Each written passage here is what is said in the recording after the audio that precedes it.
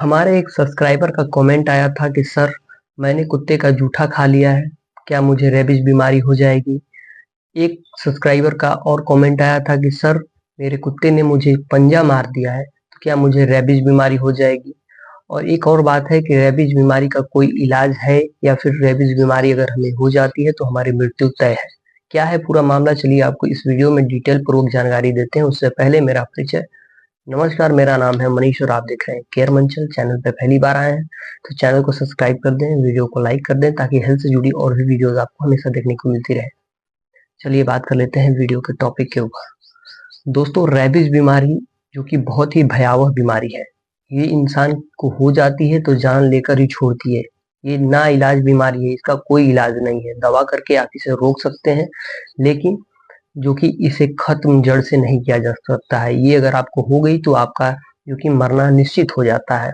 दवा लेकर के आप इसे कुछ समय के लिए रोक ही सकते हैं। दोस्तों, आमतौर पे यही सुनने को मिलता है कि कुत्ता काट लेता है तो आपको रेबीज बीमारी हो जाती है, जो कि सही है, लेकिन इसके पीछे और भी बहुत सारे तथ्य हैं जो कि लोग नहीं बताते हैं, और बताएंगे भी कैसे, वो जानते ही नहीं है।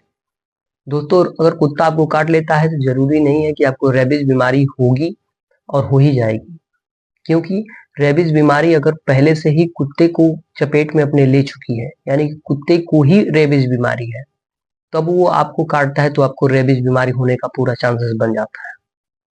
अब आपको पता अगर नहीं है कि कुत्ते के अंदर जो कि रेबीज बीमारी है या फिर नहीं है, जैसे कोई आवारा कुत्ते होते हैं, गली मोहल्ले के इधर उधर घूमते रहते हैं, वो कुत्ते काटते हैं तो ज्यादातर चांसेस होता है कि रेबीज बीमारी हो सकती है। अगर आमतौर पे अपने घर में जो कि डॉग पालते हैं तो आप उनका समय समय पे इंजेक्शन लगवाते हैं, जो भी एंटीबायोटिक होती है वो सारी दवाइयाँ उनको देते रहते हैं, तो ऐसे में रेबीज होने का चांसेस कम होता है।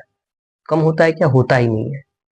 अब कुछ लोग कहते हैं कि सर हमने कुत्ते का जूठा खा लिया है, कुत्ते ने हमें पंजा मार दिया है, तो क्या हमें रेबीज बीमारी होगी?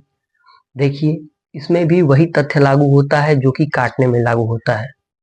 अगर आपका जो कि कुत्ते में पहले से ही रेबीज का संक्रमण फैल चुका है, आपका कुत्ता, आपका डॉग है, वो रेबीज की बीमारी से पहले से ही ग्रसित है, और उसका जूठा अगर आप खा लेते हैं तो कहीं ना कहीं उसके मुंह से जो बैक्टीरिया है उस खाने में जाएगा, और वही आप खाना खा लेते हैं या फिर वो पानी पी लेते हैं, तो जाहिर सी बात है कि आप भी जो कि रेबीज की बीमारी का जो कि सामना आपको करना पड़ेगा। और सामना क्या करना पड़ेगा, आपकी मृत्यु होना तय हो जाएगा अगर आपको रेबीज बीमारी हो जाती है तो।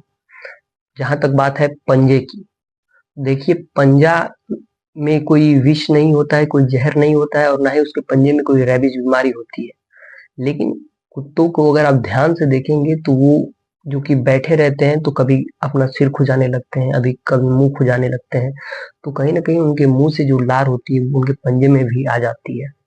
तो आपको पंजा मार देते हैं, और आपका जो कि उनका वो लार उनके पंजे में लगा हुआ है वो आपके मांस से टच कर जाता है, आपके ब्लड से टच कर जाता है, तो वहां पे रेबीज का संक्रमण हो सकता है, और आप फिर उसके उपरांत जो कि रेबीज के चपेट में आ सकते हैं।